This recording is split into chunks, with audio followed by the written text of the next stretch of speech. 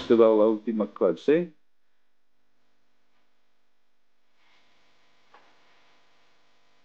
Ingeniero, hoy teníamos que ver lo que es los teatros. Eso no te toca, ¿no? Sí, Ya, ¿quién habla? nomás ingeniero, ingeniero.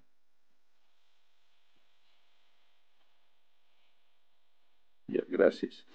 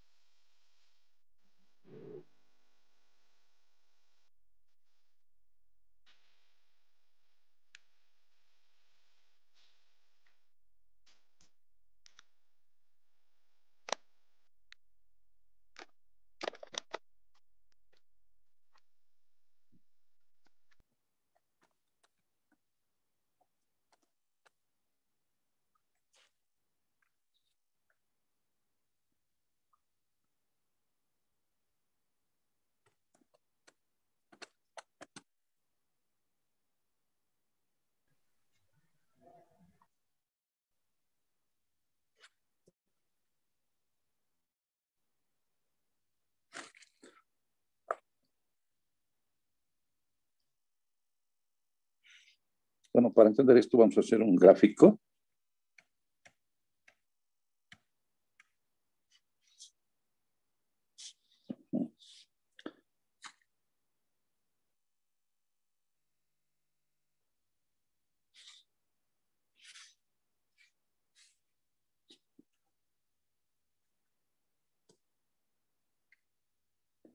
En este eje está talla.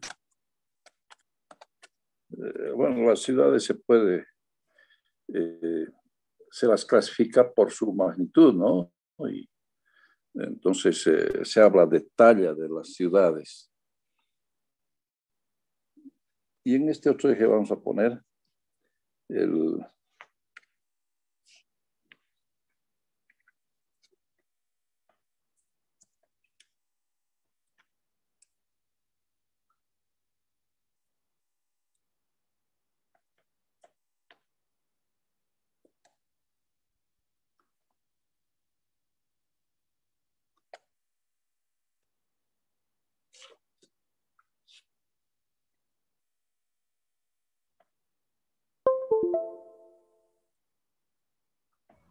el costo de los servicios urbanos por habitante. ¿Ya? Entonces,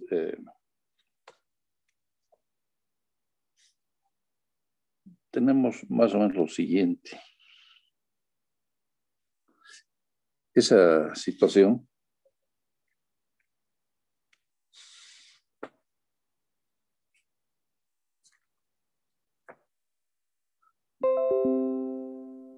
entonces tendríamos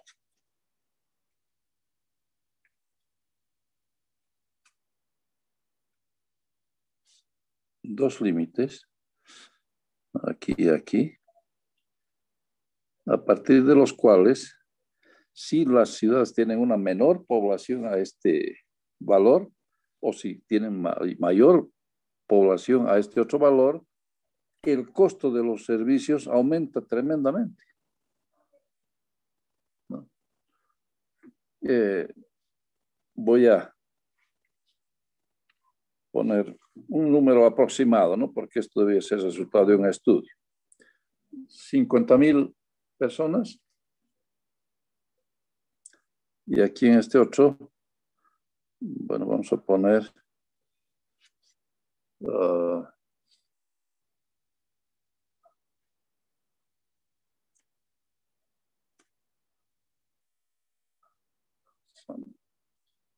vamos a poner así.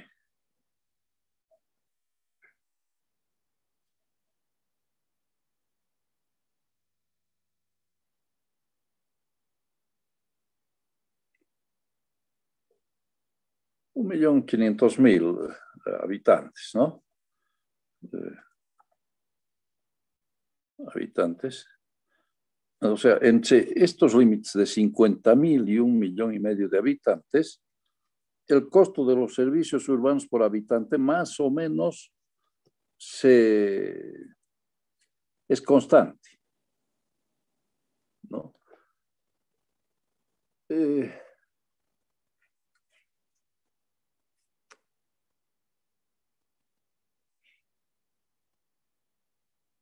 Pero si sobrepasamos, por ejemplo, el valor de 1,5 millones, si las ciudades crecen más allá del valor de 1,5 millones de habitantes, vamos a encontrar que los costos de los servicios urbanos por habitante comienzan a crecer tremendamente. ¿A qué se debe eso?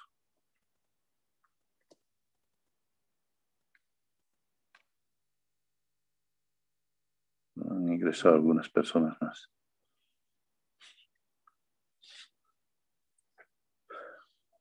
Bueno, ¿a qué se debe eso? Entonces,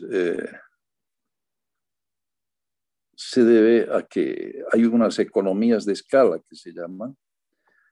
Por ejemplo, hay costos adicionales dentro de los servicios urbanos que van a aumentar cuando la ciudad crece mucho. Por ejemplo, ya se va a producir congestionamiento, contaminación, ¿no? Entonces,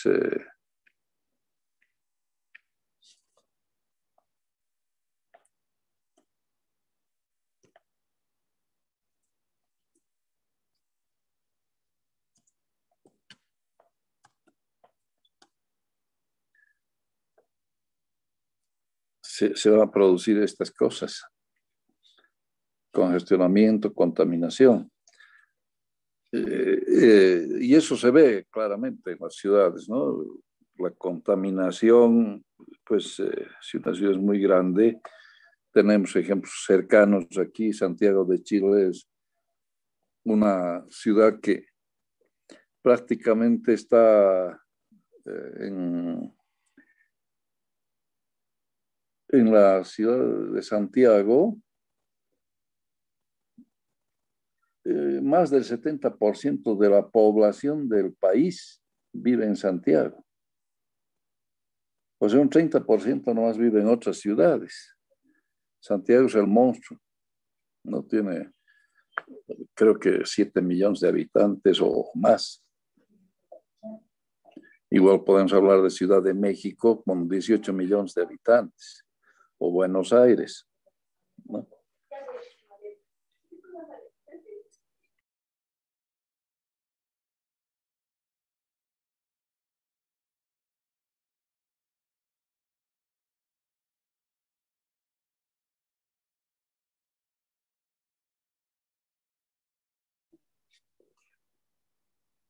Entonces, Santiago, por ejemplo, es una ciudad muy contaminada, a tal punto que cuando ya sube ciertos niveles ya dan la alerta naranja, ¿no? Con alerta naranja los niños no pueden no van a la escuela, los jóvenes van al colegio, pero tienen que ir con barbijo. Cuando, antes de la pandemia estoy hablando, ¿no? Solamente debido a la contaminación. Y cuando la alerta es roja ya no van, ¿no? Ya no van porque la contaminación es demasiada. Ustedes salen en Santiago, salen a caminar en la mañana, cuando vuelven en la tarde su ropa está negra por el hollín que hay. Ese hollín se llama smog, ¿no? Smog, que es igual a smog más fog. Smog más fog, que significa humo, y fog es como, ¿qué se llama esto? Fog, como neblina. Una neblina de humo, una cosa así, pero es increíble, ¿no? La ropa queda tremendamente sucia solamente por caminar un día en Santiago. cuando uno sube al Cerro San Cristóbal, es un cerro muy alto, y desde ahí se ve la ciudad.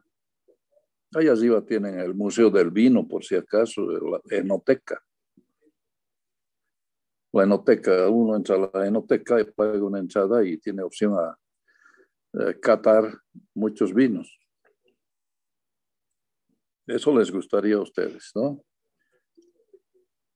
Tienen buenos vinos los chilenos, se encuentran en todo el mundo. Eso sí, bueno, son baratos. Hay vinos muy caros en los supermercados en Japón, por ejemplo, y el más barato era el vino chileno. Y el vino chileno es bueno. Es bueno, ahí en la enoteca uno puede probar distintos vinos. Pero desde ahí arriba se ve Santiago, ahí se ve la capa de humo o de smog, que es como, bueno, esa capa que cubre la ciudad. Es muy notorio, porque la ciudad la vemos plomiza, ¿no? Bien notoria la capa que cubre Santiago. Entonces hay una contaminación tremenda. Me imagino que Ciudad de México es igual y Buenos Aires, yo no he estado en ciudades, pero, o San Pablo, ¿no? En Brasil.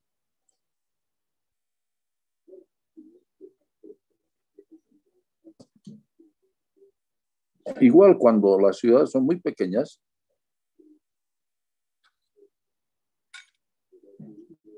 menos de 50,000 habitantes, puede ser muy difícil el dotarles de los servicios, porque hay una inversión inicial muy grande que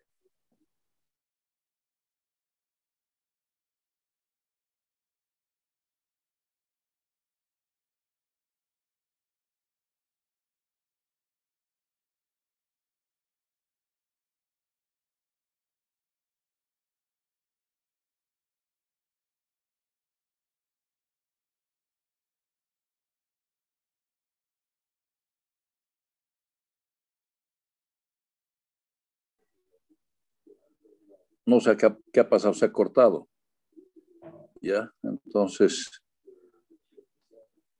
pues vamos a volver a dibujar. Me imagino que se mantienen todos, ¿no? Ya. Entonces, habíamos visto esto.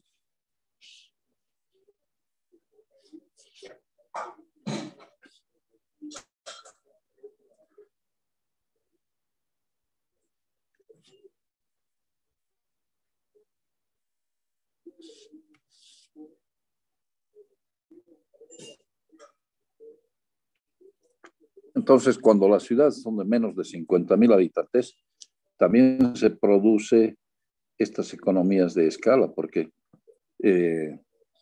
o deseconomías de escala, si quieren, ¿no?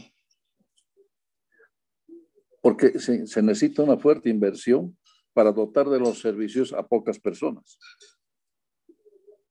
Entonces, el costo de los servicios por persona sube grandemente si las ciudades son pequeñas, de menos de 50,000 habitantes, aproximadamente, porque el estudio se tendría que hacerlo, se tendría que ver más o menos entre qué magnitudes está. Aquí yo les estoy poniendo un ejemplo nomás entre 50,000 y 1,500,000, que es algo supuesto, pero que nos da una idea. Nos da una idea, ¿no? Tal vez se podría comparar entre distintas ciudades, pues y ver realmente cuáles podrían ser estos límites de magnitud o talla, ¿no? Pero es se produce esta situación. Entonces, eso quería conversarles.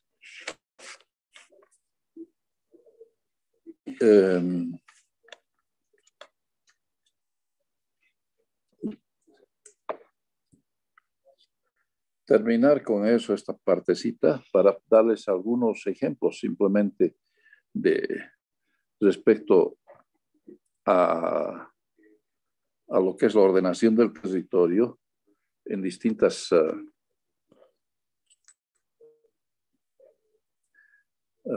situaciones. Por ejemplo,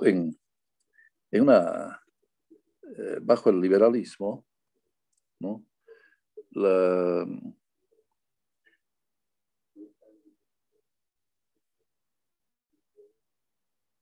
La ciudad se convierte en un ambiente mórbido, ¿no? Porque sí se ve en las ciudades, y la miseria es pues una fuerza política, ¿no? Entonces, al parecer, los que viven en las ciudades son una élite, ¿no? Pero entonces comienza a haber migración a las ciudades, comienza a haber migración y se degradan las condiciones de vida. Por eso es que hay inseguridad, ¿no? Y como os digo, la miseria sí se vuelve más visible. Y las condiciones de vida parece que se fueran a nivelar, pero en la miseria. Porque al degradarse las condiciones de vida, pues se está nivelando hacia abajo, no hacia arriba. Ahora, bajo un régimen totalitario, como se ha vivido en países asiáticos, por ejemplo, cuando ha habido las guerras tremendas en el Asia, la guerra de Vietnam, la guerra de Camboya. La guerra de Vietnam fue soportada por los norteamericanos intervinieron allá, pero los rusos eran los que mantenían esa guerra, pues, ¿no? Entonces era una guerra bastante interesante en lo táctico militar, porque los vietnamitas, gente chiquita, de ojos chiquitos, pero de un corazón muy grande, defendían pues su país. Entonces surgieron estrategas tremendos como Ho Chi Minh que dirigía las fuerzas que combatían contra los norteamericanos, y él inventó la estrategia de las bicicletas. Por eso se llamó la guerra de las bicicletas en Vietnam, porque en la noche se movían kilómetros y kilómetros en bicicletas por los bosques que hay ahí, y les asestaban unos golpes tremendos a los norteamericanos y desaparecían. Y no sabían de dónde había venido el ataque, los norteamericanos. Ha sido una guerra tremenda, ¿no? Y muchos jóvenes también norteamericanos han ido a una guerra que, pues para ellos ha resultado ser después muy... les ha afectado tremendamente en lo psicológico, ¿no? Volviendo a su país, entonces no se han podido recuperar. Pero también ha habido otra guerra tremenda en un país vecino a Vietnam, que era Camboya. Igual era un país que quería liberar, tenía un rey, etc. Y los chinos han intervenido ahí a favor de los guerrilleros, y se ha librado una guerra tremenda, ¿no? Entonces ha tomado el poder Pol Pot, que ha resultado ser, ustedes pueden ver si quieren en el internet, Pol Pot, que ha resultado ser un tirano tremendo, ¿no? Tremendo. Entonces ha sido un régimen totalitario, ¿Por qué? Porque ellos querían lograr la autosuficiencia alimentaria, de lo que hemos hablado nosotros en un subtítulo anterior. Entonces, él dijo, bueno, todo el mundo se va a los arrozales, a trabajar a los arrozales, a producir arroz. Eso para lograr la autosuficiencia alimentaria. Y vació las ciudades, ¿no? Y entonces mucha gente murió, porque gente que no quería ir, gente que no resistía el trabajo del campo, murieron millones, millones, ¿no? Y tenía sus guardias, pues, que se llamaban los mer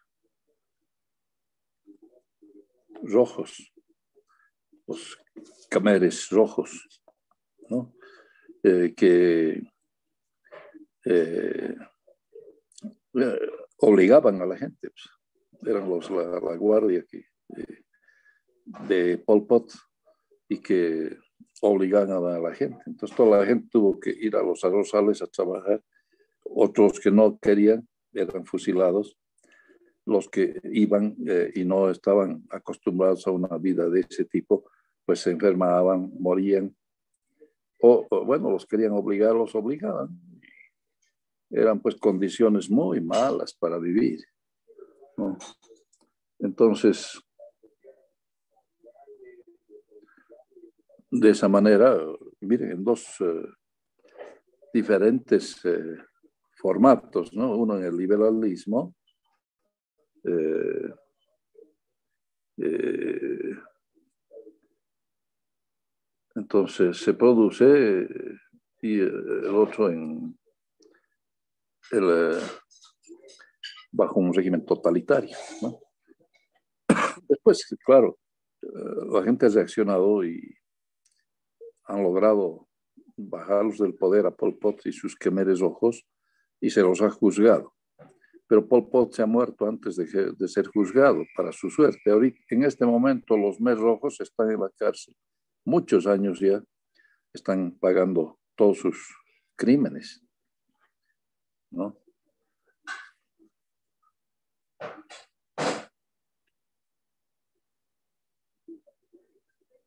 Entonces, un sistema liberal, las condiciones de vida en la ciudad se deterioran. También se ha dado en países socialistas como en Argelia.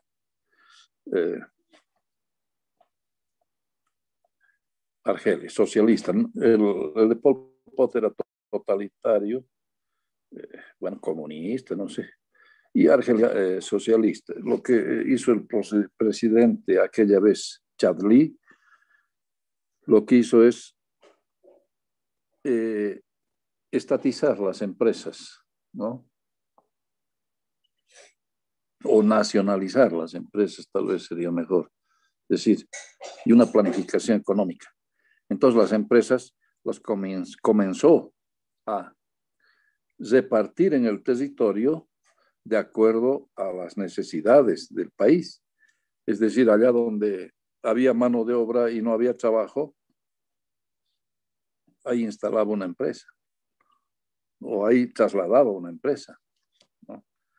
Y bueno, en otro lado había materia prima, pues ahí llevaba la empresa para aprovechar esa materia prima.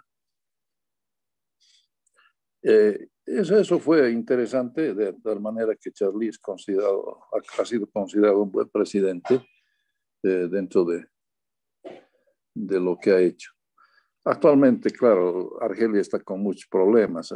Los socialistas después salieron, volvieron a entrar y ya comenzaron a haber mucha corrupción y esa corrupción ha hecho que, bueno, se deteriore la vida en Argelia, ¿no? Actualmente están en esos problemas.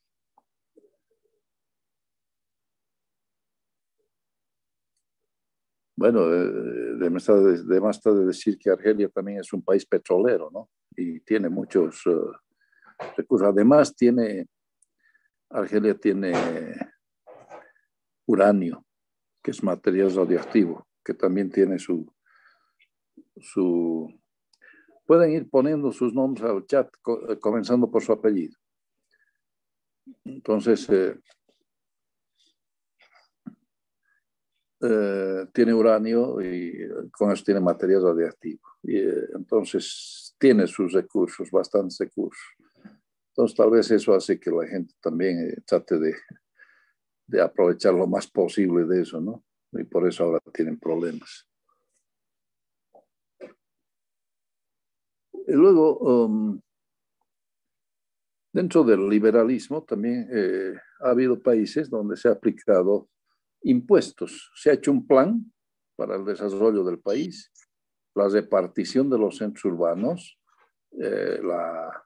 el desarrollo rural, pero para lograr llevar adelante ese plan, se ha hecho, en 10 minutos se va a cortar. Para llevar adelante ese plan, entonces, dentro del liberalismo, ¿no? En muchos países se han hecho planes y se ha llevado adelante a través de impuestos. Entonces, ¿cómo se trabaja en esto? Queremos que se haga algo en algún lugar y para incentivar, decimos, se rebajan los impuestos aquí, ¿no? Si ustedes hacen esto, no les vamos a cobrar impuestos, les vamos a cobrar menos impuestos. Y si en otro lugar no queremos que hagan algo, pues se les aumenta impuestos, ¿no? Esa es la forma de trabajar dentro del liberalismo. Hay varias herramientas, ¿no? Impuestos, subsidios, ¿no? Si ustedes hacen esto, nosotros les ayudamos con esto, les rebajamos en esto, cosas así. Entonces hay impuestos, subsidios, pero hay otros elementos más que permiten dentro del liberalismo intervenir en el proceso de llevar adelante el plan, un plan general de desarrollo, podríamos decir así, porque en a nivel de nuestro país se habla de plan general de desarrollo. El gobierno que entra tiene que dar su plan general de desarrollo y sobre esa base las gobernaciones y los municipios tienen que hacer sus planes de desarrollo regional o departamental y los planes municipales de desarrollo, ¿no?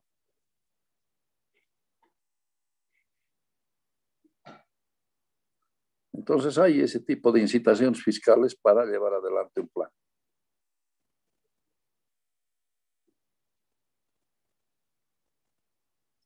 Pero lo más importante es ver que a nivel urbano no tenemos que subvencionar. No se tiene que subvencionar porque al ser los servicios subvencionados, la gente va a migrar. Entonces, es darles más, hacer que la gente sea más privilegiada en las ciudades. Entonces, la gente del campo prefiere migrar.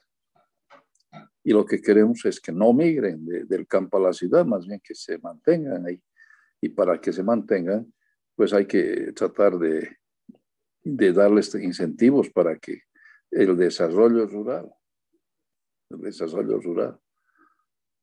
y hemos conversado un poco sobre eso.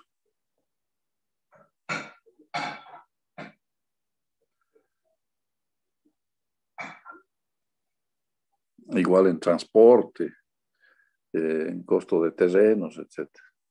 Entonces, nada de subvenciones, nada de subsidios a nivel urbano, ¿no? Que cuestan dinero y entonces hay más desigualdad entre los habitantes urbanos con los rurales.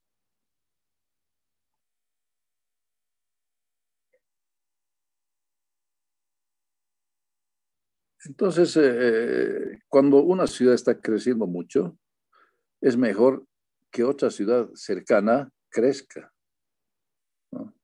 Pueden ser satélites de la ciudad principal, pero no que en una ciudad no crezcan mucho, hasta el 1,5 millones, como les decía.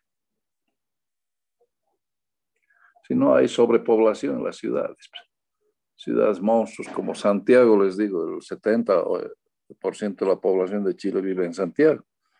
¿Alguien me puede decir cuál es la segunda ciudad de Chile después de Santiago, en magnitud?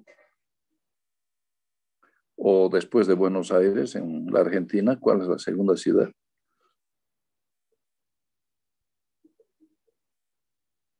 Valparaíso. ¿Arica y Valparaíso. qué? No, tal vez Concepción sea la segunda ciudad. Yo creo que Concepción puede ser la segunda ciudad, ¿no? No, Antofagasta, Arica son ciudades pequeñas. Y Valparaíso, bueno, es puerto, ¿no? Pero es, no es tan grande tampoco, Valparaíso. Claro, hay mucha... Ingeniero, en Argentina es Córdoba, la segunda ciudad. Córdoba es la segunda ciudad, pero es mucho más pequeña que Buenos Aires, ¿no es cierto? Sí, mucho más pequeña. Tal vez Rosario también sea más o menos de la magnitud de Córdoba. Tiene 500.000 más Córdoba por los universitarios, dice el estudio. Ah, sí, la Universidad de Córdoba es famosa y hay muchos estudiantes, incluso bolivianos han ido muchos allá a estudiar. Les comento que Córdoba fue la primera universidad que lanzó la, la autonomía universitaria, ¿no? El manifiesto de Córdoba es famoso porque ahí se sacó esto de la autonomía, ¿no? Y entonces a partir de ahí todo se fue como un reguero en todo el continente y de esa manera se pudo luchar por la autonomía. Nosotros hemos debido lograr la autonomía en 1935, por ahí, después de la Guerra del Chaco, ¿no? Cuando la universidad estuvo paralizada durante la Guerra del Chaco y después ya, después de la guerra comenzó a funcionar de nuevo. Entonces por ahí se consiguió, pero 5 veces que la autonomía universitaria ha sido conculcada aquí en nuestro país y 5 veces que se ha vuelto a reponer, ¿no? Y ahora otra vez nos van a atacar, ¿no? Posiblemente, así que hay que ver eso porque es una de las grandes conquistas que se tiene y que salió de Córdoba, ¿no? Eso es interesante.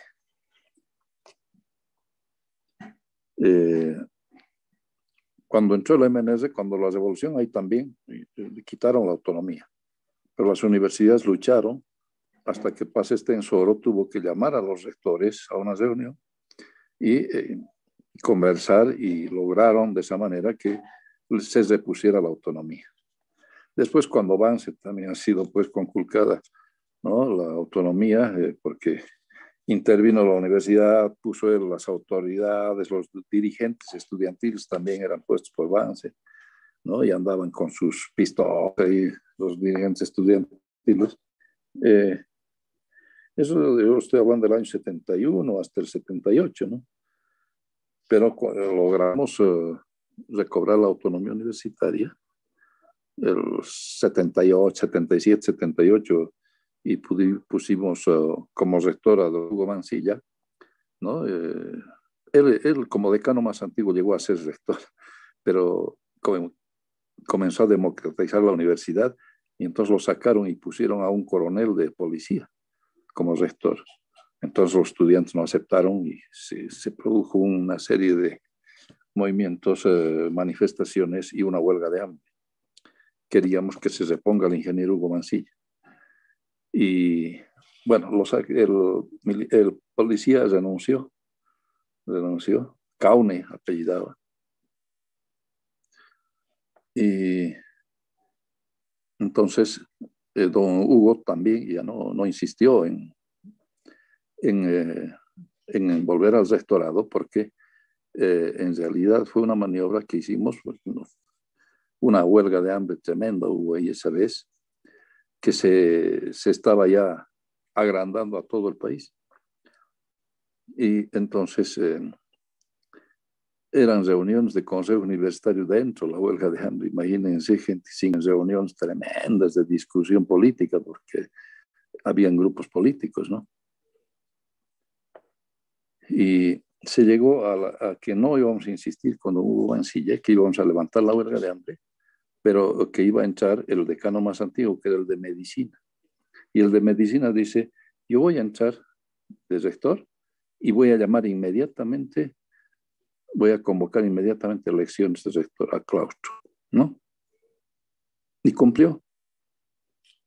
Entró él, que eso aceptó el gobierno, no quería que vuelva don Hugo Mancilla. Entró él, llamó a elecciones inmediatamente. Y entonces eso ya era recuperación de nuestra autonomía, ¿no? Estábamos recuperando la democracia. Y bueno, los centros de estudiantes ya habíamos elegido, ya teníamos centros de estudiantes, OEI y todo eso. Y entonces nosotros presentamos una fórmula de 2 ingenieros. La facultad de ingeniería era pequeña, pero presentamos nuestra fórmula, don Hugo Mancilla para el rector y Orlando Cosío de química, que era para...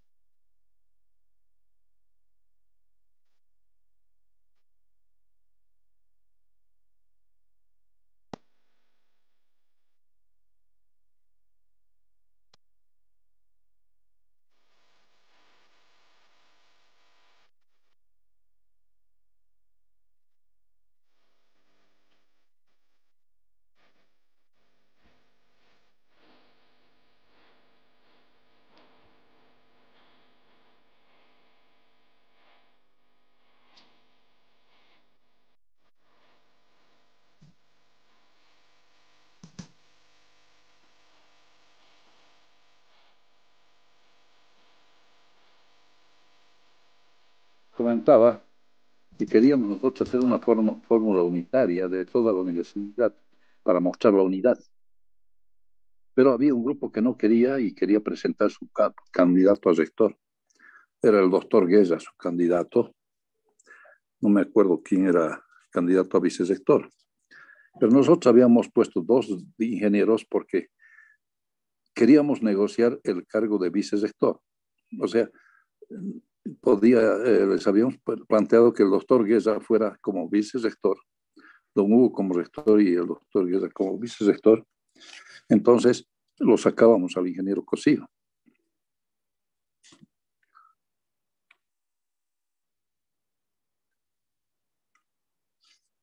Pero no quisieron. Y se presentaron 2 fórmulas.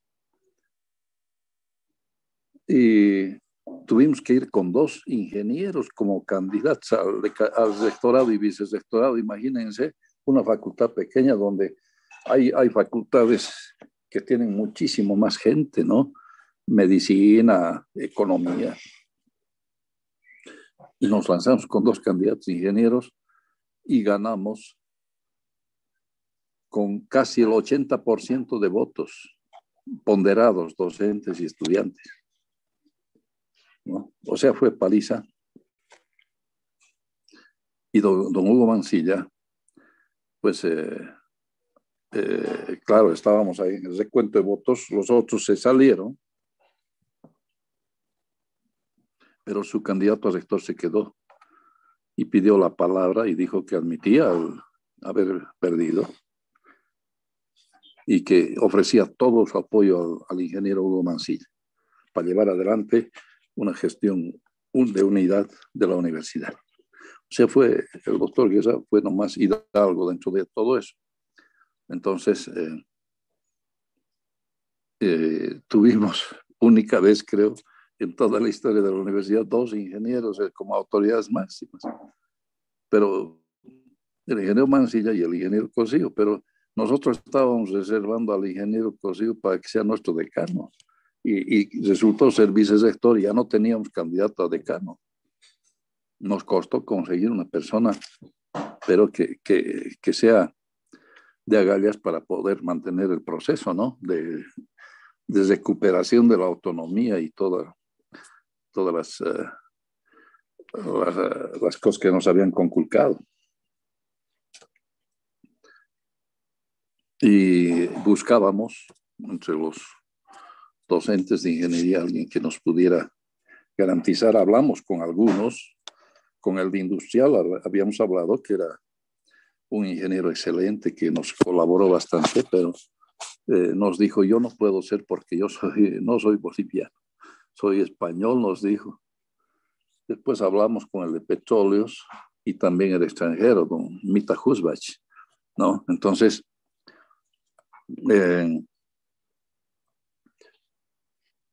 buscamos una persona y encontramos una persona realmente de alto nivel.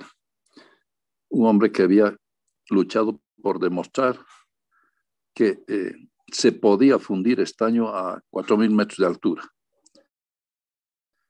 En el alto habían hecho un horno para demostrar que se podía fundir estaño a 4.000 metros, porque nosotros vendíamos el estaño como materia prima y con el estaño se iban otros minerales más mezclados, que eso no nos pagaba.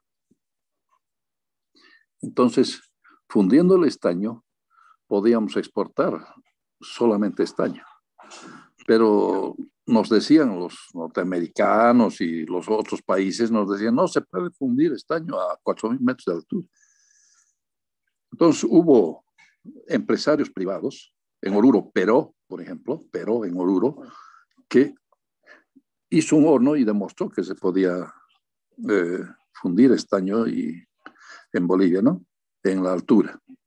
Y aquí en La Paz también hubo particulares y también de la universidad hubo,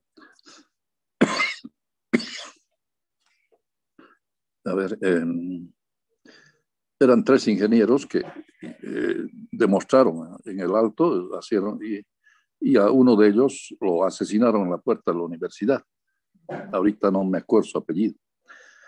Entonces, resulta que uno de ellos había estado dictando clase en industrial y nos enteramos, pero tenía una materia nomás. Nos enteramos de él y le fuimos a hablar y él dijo, mire, yo ya he hecho mi vida fuera de la universidad, yo tengo un trabajo estable y dicto una materia nada más, ¿no? Pero él nos dijo, déjenme pensar. Y miren que lo pensó y nos dijo, bueno, estoy de acuerdo, voy a decano. Entonces lo habíamos puesto como candidato a decano.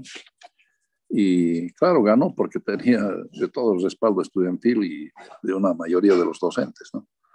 Ganó. Y entró, era el ingeniero Hugo Silva. Pero después ha debido decir, ¿para qué aceptado? Porque vino el golpe de García Mesa y tuvo que salir exilado a México, ¿no? Y perdió, pues, el trabajo que tenía antes y todo eso. Pero así son las circunstancias de la vida, ¿no? Y de nuestros países, que nuestra historia es tan variable y que hoy somos, mañana no.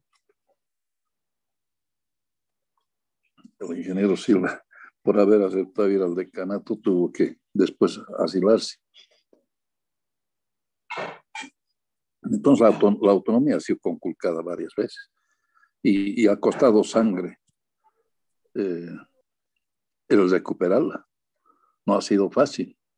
Banzer ha reprimido tremendamente a los universitarios, ¿no? ¿Cuántos han muerto en Santa Cruz? ¿Cuántos murieron aquí en La Paz? Cuando el golpe de Banzer. Perseguidos, torturados. Había un comité interfacultativo porque la FUL, la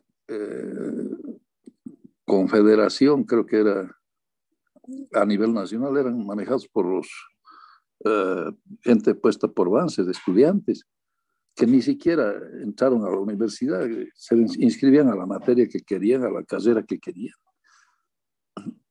¿no? Esos manejaban las direcciones estudiantiles.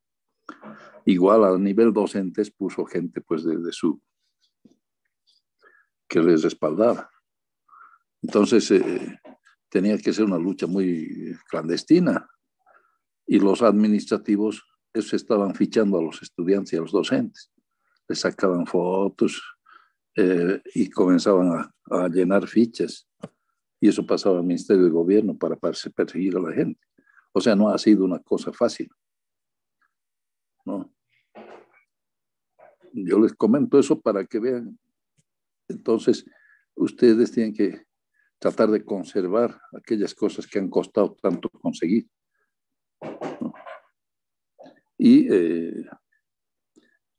también tienen que ver de pensar bastante bien a quienes pues los apoyan, a quienes los respaldan, a no ser que estén actuando políticamente, pues, en base a intereses, por nota, no sé, ¿no? Pero ahora van a venir las elecciones de rector, el próximo mes creo que son.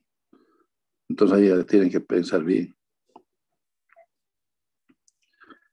Piensen bien quiénes, porque los pueden identificar, los van a poder identificar quiénes están detrás de esos candidatos a rectores y han sido gente que ha sido en la época de Banzer y en la época de García Mesa, gente que ha denunciado a los estudiantes y ahora están de docentes, ¿no? No sé cómo han logrado entrar porque no debían tener antecedentes antiautonomistas, pero bueno, han logrado entrar y ahí andan. Ustedes tienen que identificar, tienen que ver. Bueno, entonces, un imperativo importante dentro de la ordenación del territorio es reforzar la armadura urbana que tenemos en el país. Hemos visto que están centros urbanos distribuidos en el país, pero de una manera no muy equilibrada. Hay territorio nuestro que no hay centros urbanos, grandes extensiones, y hay lugares muy concentrados de población. Aquí en el altiplano, por ejemplo, y en los valles es donde más se ha concentrado la población, porque se explotaban las minas y los valles proveían productos para los que trabajaban en las minas. Entonces, se ha concentrado mayor población en el altiplano y en los valles. Y hay grandes extensiones de territorio donde muy poca población. Entonces, lo que hay que hacer es reforzar la armadura urbana. La guerra del Acre que ha pasado, no había gente en las fronteras, ¿no? Y pues nos han quitado territorio de todos los países vecinos, todos, sin que falte ninguno. Toditos nos han quitado. Perú, Chile, Argentina, Brasil, Paraguay, ¿no? Entonces, lo que hay que hacer es reforzar la armadura urbana, repartir bien los centros urbanos en el territorio, centros de distinta talla, ¿no? Porque podemos clasificar las ciudades por tallas. Entonces, hay modelos para esta repartición equilibrada de centros urbanos en un territorio, ¿no? hay lo que se llama la teoría de distribución de los centros, o también hay otra que se llama teoría de Cristaller, ¿no? Que son teorías para distribuir los centros en un territorio.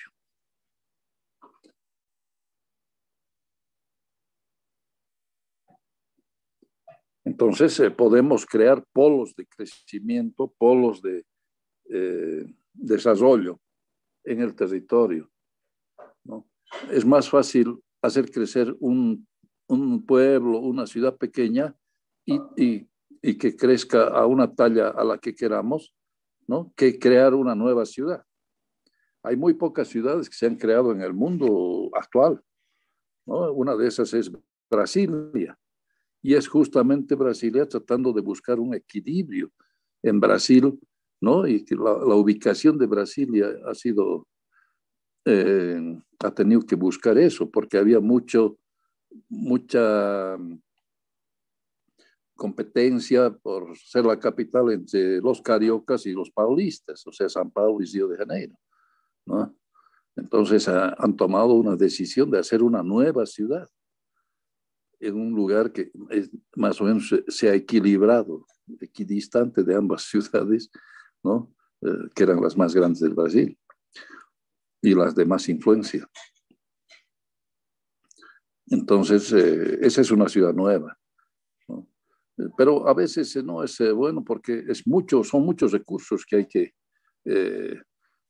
poner para crear una ciudad nueva, ¿no? Entonces, es mejor hacer crecer una ciudad que ya exista, hacerla crecer más, ¿no? Y además de esa manera se puede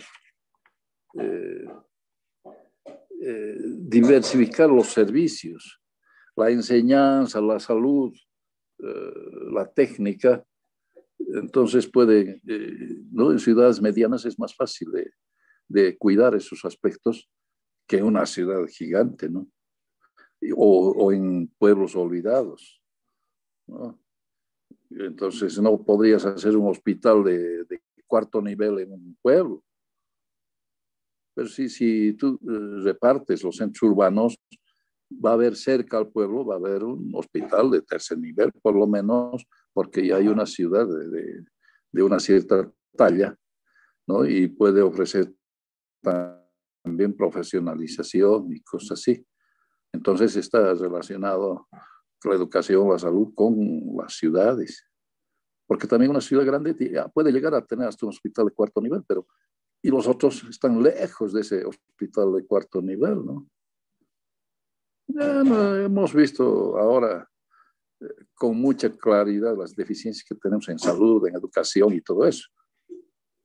Si estamos pudiendo pasar clases virtuales es porque todos le hemos puesto empeño para sacar adelante esto, pero a nivel de colegios y escuelas es mucho más difícil. Está resultando mucho más complejo, ¿no? Entonces, miren, tenemos muchas cosas que en salud, pues se saturan los hospitales, no hay UTIs, la gente ha estado muriendo en las calles. Y esperemos que la cuarta o la tercera ola no nos venga con mucha fuerza. Ya están diciendo que en Pando, en Beni, hay el virus del Brasil, ¿no? Entonces, bueno, jóvenes, en ese sentido tenemos que cuidarnos nomás, pero yo les estoy hablando en función de los centros urbanos repartidos en el territorio. Y debe haber centros urbanos de distinta talla y tener también sus equipamientos que corresponden a una ciudad de esa magnitud. Y si están bien repartidos, equilibradamente repartidos, entonces los pueblos cercanos van a poder recurrir ahí, ¿no? Para profesionalizarse, para atenderse en salud,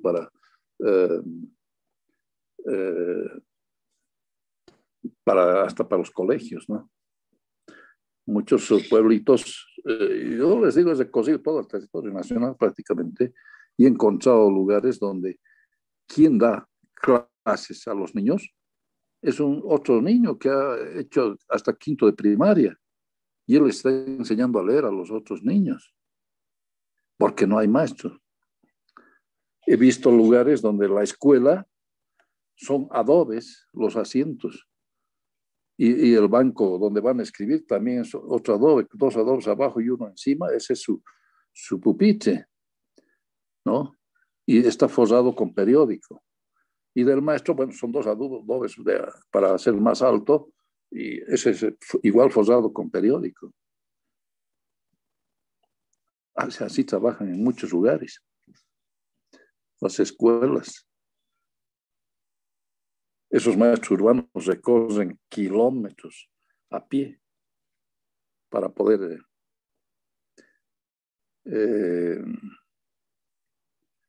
dar sus clases. Yo cuando recorría, si me hacían señales para que los lleve, paraba y los llevaba. Una vez ya exageraron, era una señora, una maestra que estaba esperando familia y estaban saliendo ya de vacaciones y se salían del pueblo, de una comunidad lejana, y estaban caminando, tenían que caminar varias horas hasta llegar a un pueblo donde iban a dormir y al día siguiente tomar alguna movilidad que los llevara a la ciudad. Y bueno, me dicen, ¿le puede llevar a la señora? Claro, les digo, yo voy a ir a dar una vuelta por aquel otro lado porque estamos trabajando, pero ella va a estar sentada en el jeep y después vamos a ir hasta el pueblo donde ustedes están yendo y le vamos a dejar. Y eran pero altos maestros, como 8, ¿no? Y me dicen, a la otra señora más, por favor. Bueno, ya. Y al final, a los 8 los he llevado.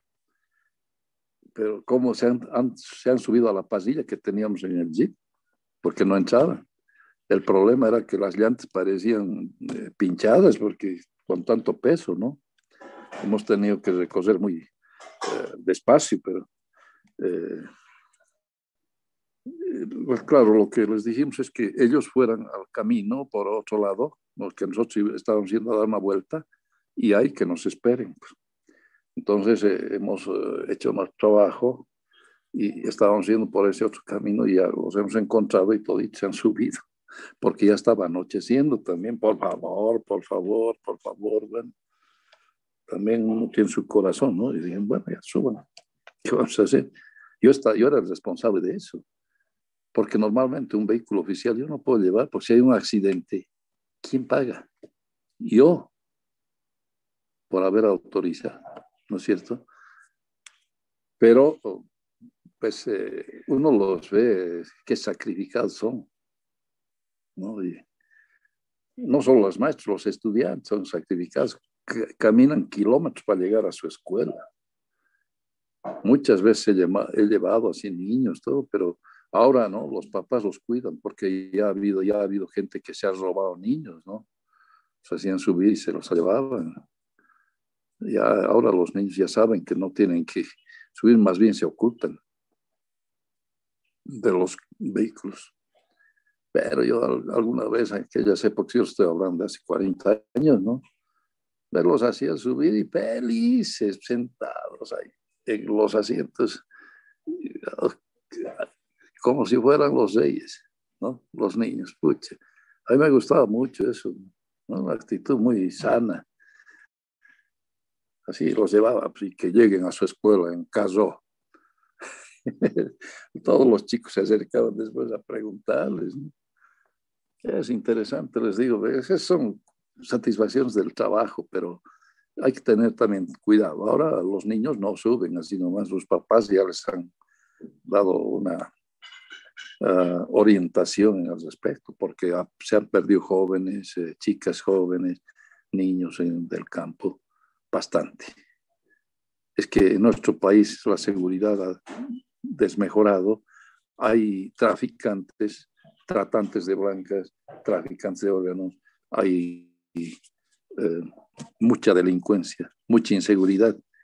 Hay con los cárteles de la droga más que han venido. Entonces, pues hasta nuestra población está consumiendo ya cocaína, ¿no? Lastimosamente. Entonces, con esto terminamos lo que es ordenación del territorio. Es más fácil entonces desarrollar ciudades medianas o pequeñas y hacer que que crezcan de acuerdo a nuestros planes, ¿no? Y a tratar de equilibrar esa distribución de los centros urbanos en el territorio. Entonces estaríamos terminando ese capítulo y pasaríamos a un capítulo, creo que es el número 6.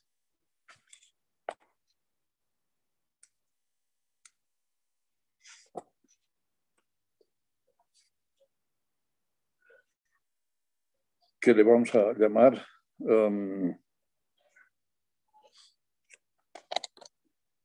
gestión de las ciudades.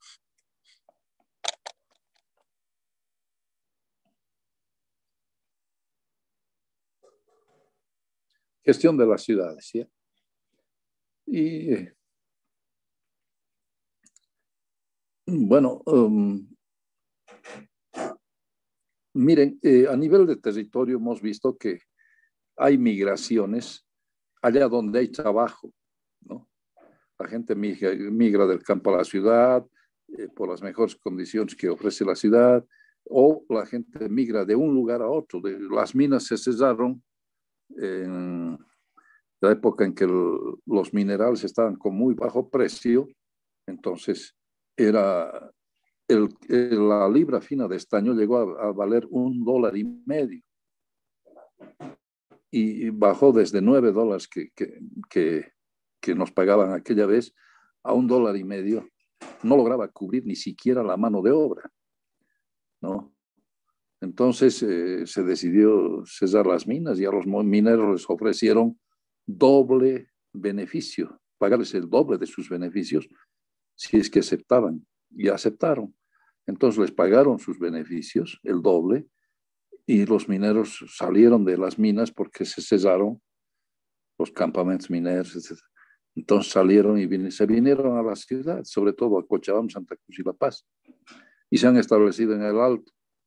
¿Y qué han hecho con su dinero? Se han comprado minibús, ahora son minibuseros. En Cochabamba también se han establecido, en Santa Cruz, y bueno, ahí han estado viendo cómo invertir sus beneficios, ¿no? Por eso la ciudad del Alto ha crecido harto y tiene también mucho transporte público, ¿no? Minibuses.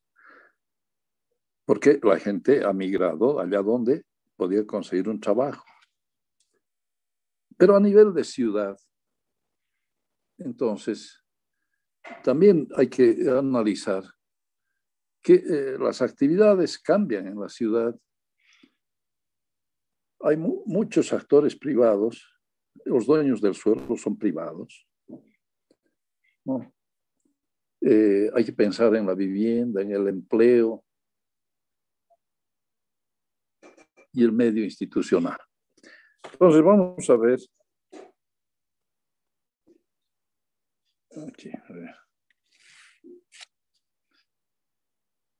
Un subtítulo que se llama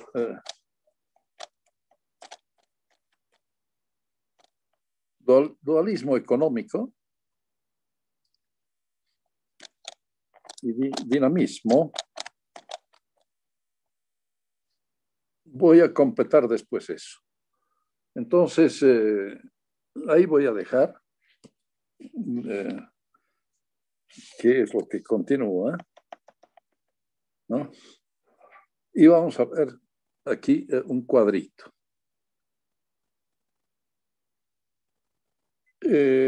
Aquí vamos a poner actividades. Uy, ya nos queda 15 minutitos, pero esto les va a interesar bastante, les digo.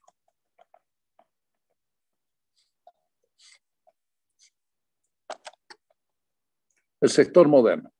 Entonces, hemos hablado de los sectores de la economía, sector primario, sector secundario, sector terciario, ya saben lo que es eso, ¿no?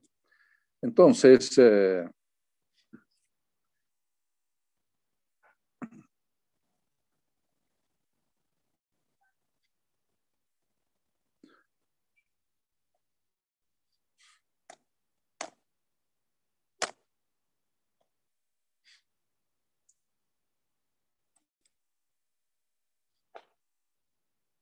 Dentro del sector primario de la economía, ¿habrá sector primario de la economía en las ciudades? Entonces les voy a preguntar qué es sector primario. Y voy a ver a alguien que me pueda decir. Jonathan Herbert Pomas Ramos.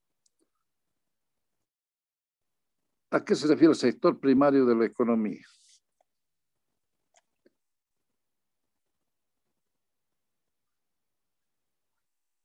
Jonathan, Inge, el sector, ¿será, deme un ejemplo de sector primario de la economía.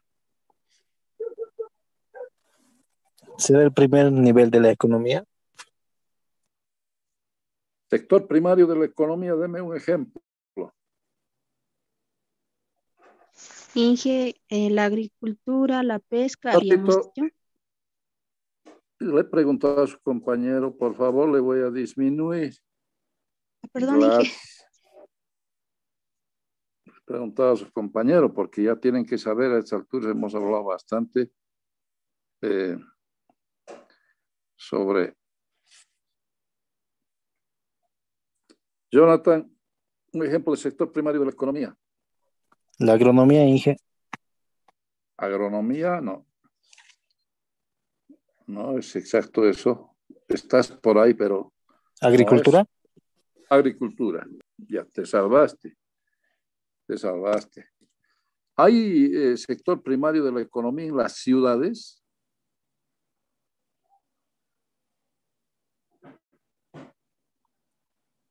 Jonathan. ¿Hay Sí, Inge. sector, sí, hay agricultura en las ciudades? En agricultura no creo, Inge. Entonces no hay. Otro ejemplo de sector primario, entonces, a ver, dime, ¿ganadería hay?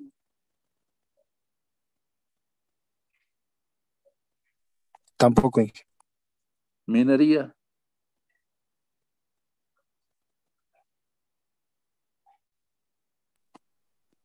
Tampoco, Inge. Entonces, ¿hay sector primario de la economía en las ciudades? No, no habría, Inge. Ya. Entonces, no vamos a hablar de un sector primario aquí porque dentro del sector moderno, sector primario no hay. Tendremos que hablar del sector secundario.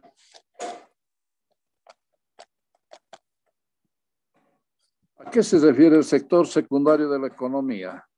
Si me dan un ejemplo, voy a preguntar a alguien. Richard Callata.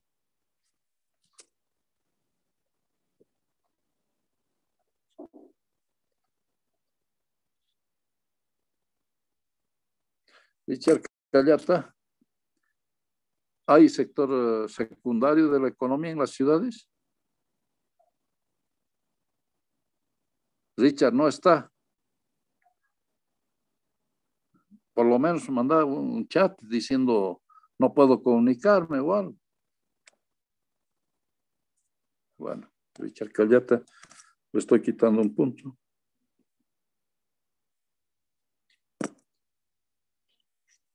Voy a preguntar a otra persona.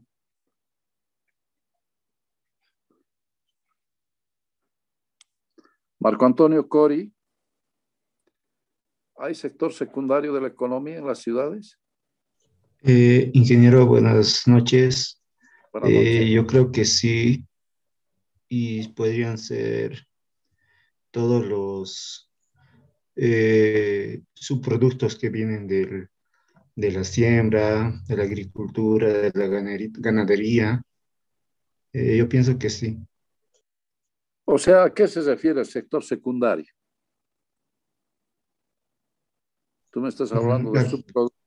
¿Ah?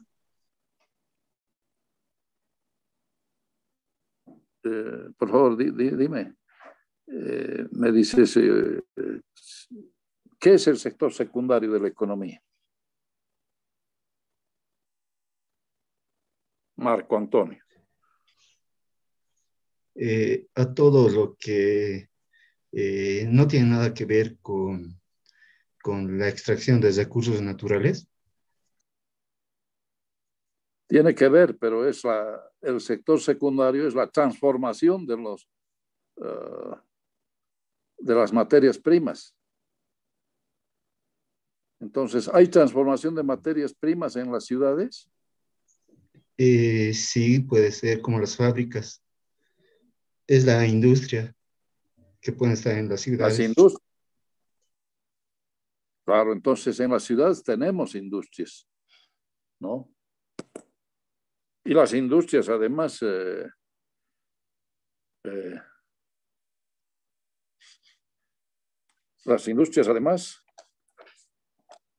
son las que proveen más mano de obra, más empleo, ¿no? O sea, no el mayor empleo, pero sí en las ciudades, sí mucha gente trabaja en las industrias, ¿no?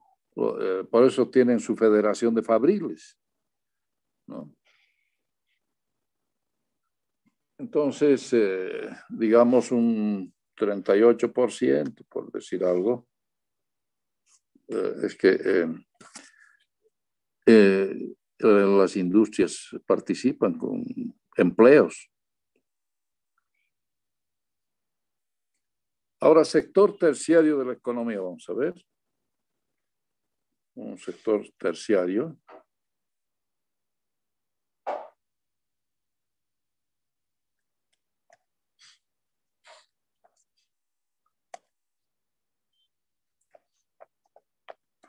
Sector terciario. A ver, vamos a preguntar. Ah, bien. Carlos Zárate. ¿A qué se refiere el sector terciario?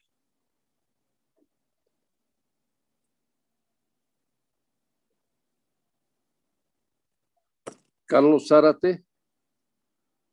No está atendiendo a otra materia, seguramente. Ha puesto su nombre y nada más. Carlos Zárate.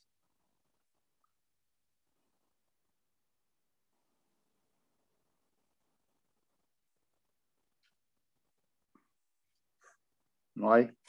Bueno, ¿qué vamos a hacer? Perdí un punto. Ha hablado en el chat. ¿Qué dice? ¿Qué ha dicho? No he podido ver. Dice que engloba las actividades relacionadas con los servicios no productores o transformadores. ¿Cómo qué?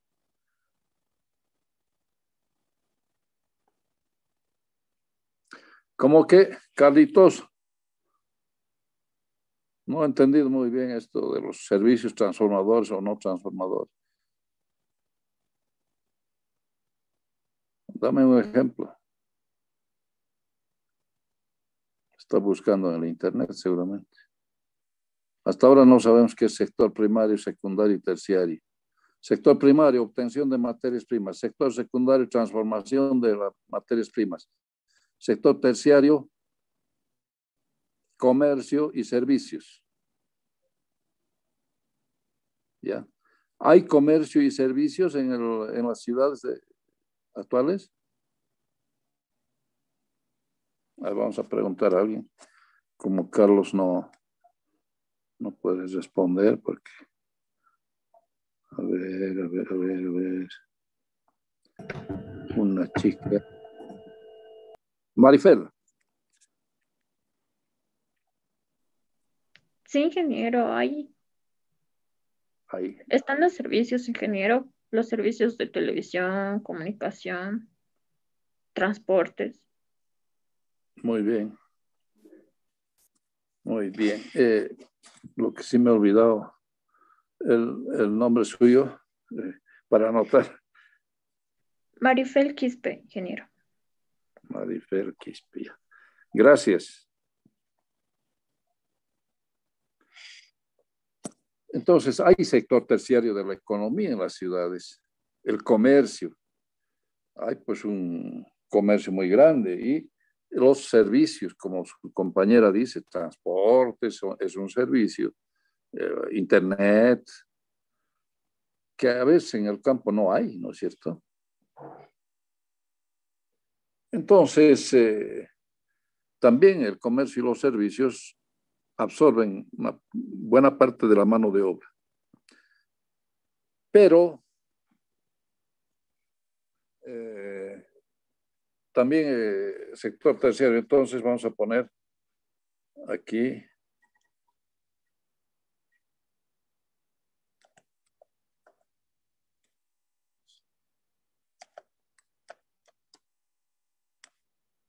comercio, servicios,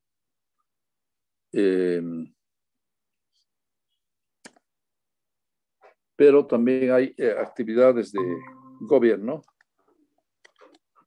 y administración.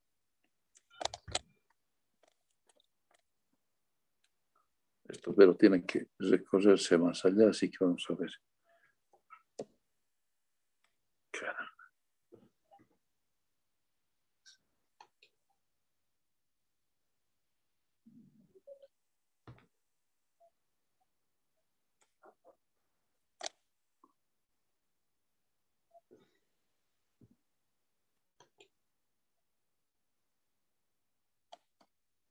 Gobierno, administración también, ¿no? Tienen que ver con esto. Entonces,